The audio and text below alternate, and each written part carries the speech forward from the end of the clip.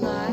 Today is Friday and it's January 1. Basically, it's New Year and today I'm gonna prepare for a long day ahead.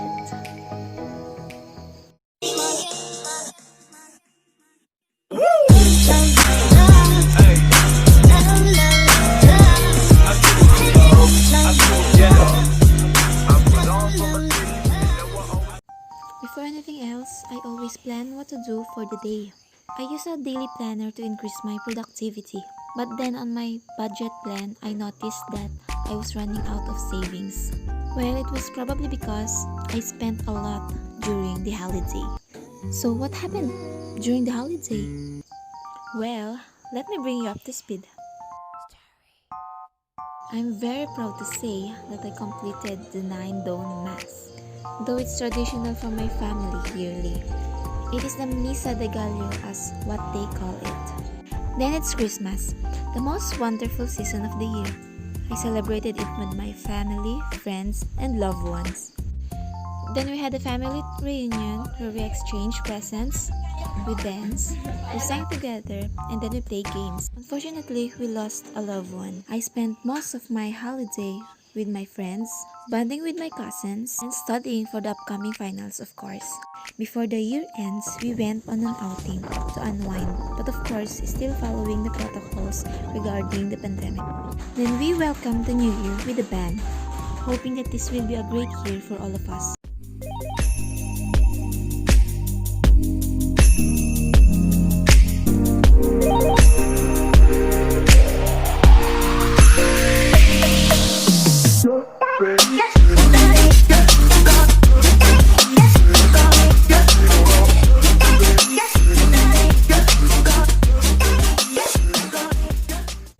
This is what I've been doing while waiting for my friends for the mass.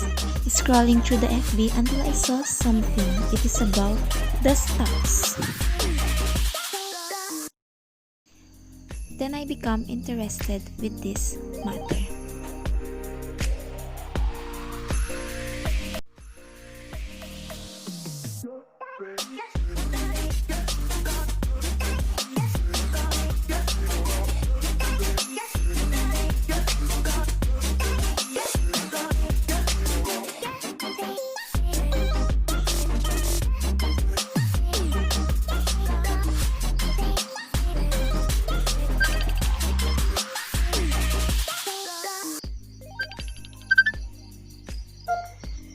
Good evening, Miss Verbo. Good evening. I am Krizzia Angobung, and this is my co-founder, Princess Barrera. Hi, Miss Verbo. Hello, good evening. And I think Princess and I have the answers to your questions. What do you want to know about stocks? First, can you please enlighten me about what stocks are? Okay, a stock is a form of security that indicates the holder has proportionate ownership in the issuing corporation. Stocks are bought and sold predominantly in stock exchanges, though there can be private sales as well, and they are the foundation of nearly every portfolio. Corporations issue stock to raise funds to operate their businesses. The holder of a stock has now bought a piece of the corporation and, depending on the type of shares held, may have a claim to a part of its assets and earnings. In other words, a shareholder is now an owner of the issuing company.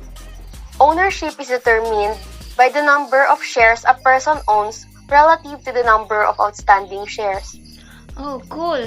So when I buy stocks of a publicly listed company, I become part of that company, right?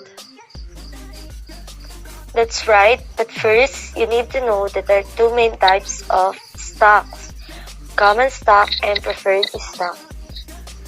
Yes, common stock are usually entitled the owner to a vote at shareholders' meetings and to receive any dividends paid out by the corporation, while preferred stock, on the other hand, is a security that requires payment of fixed periodic dividends before any dividends may be paid to the common stockholders. Preferred stockholders generally do not have voting rights. though they may have a higher claim on assets and earnings than the common stockholders. Oh, so why should I invest in stocks? How do I make my money grow in the stock market? Historical data has shown that investing in stocks over the long term provides superior returns.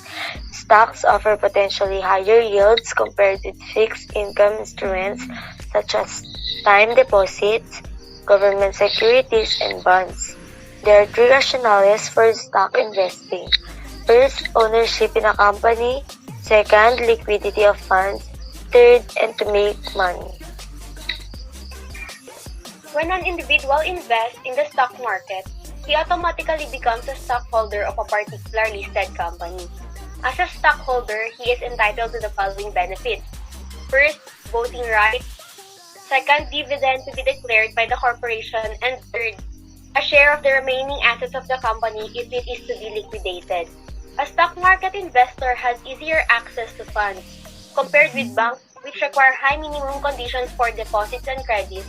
An individual can start an investment for as low as 5,000 pesos.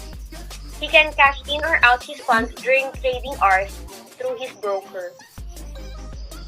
Investors in the stock market make money through dividends and capital appreciation. When a listed company declares dividends, its shareholders increase their investing power.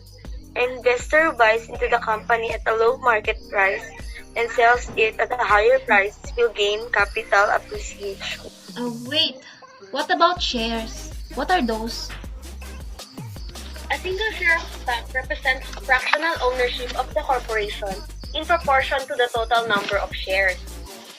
Yes, there are authorized shares, which are the maximum number of shares that the company may sell as per chapter, and issued shares, the number of shares that has already been sold by the company and are either currently available for public trading, known as outstanding shares, or held by the company for future uses such as rewarding employees, also called as treasury stock.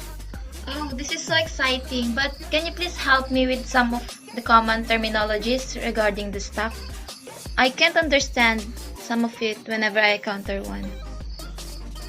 Okay, I will send you a copy of definition of terms used in stock valuation model. You can check it now.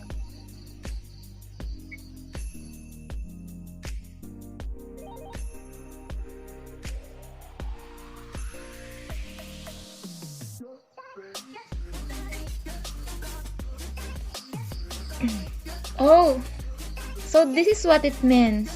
Oh, thank you. How about the risks? Is there any risk involved in investing? While it is true that stock investment is the most volatile of all securities, investors might well remember that uncertainty is a permanent feature of the investing perspective. This means that risk is always a part of any investment.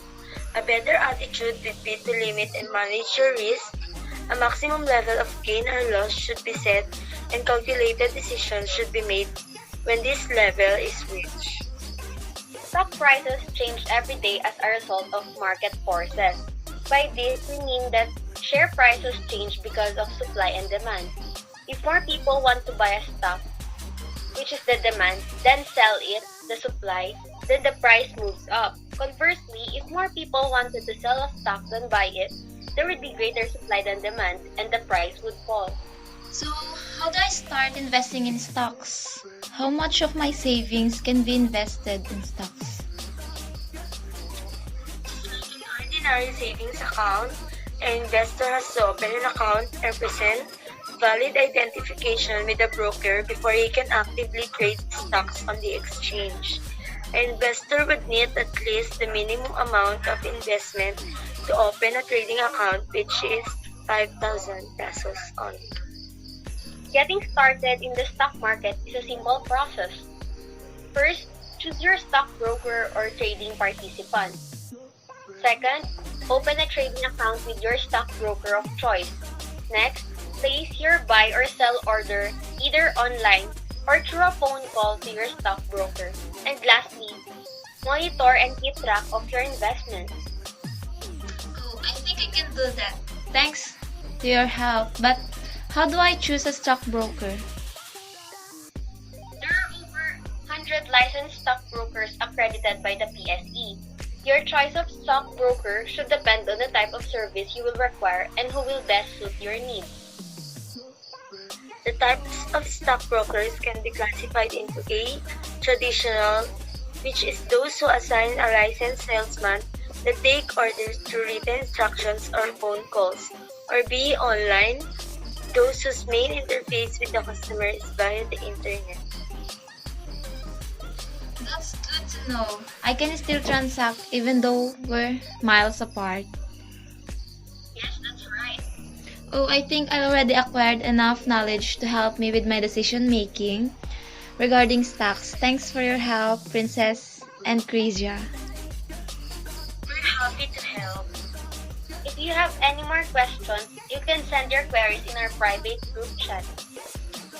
Oh, thank you very much. I appreciate all of your help.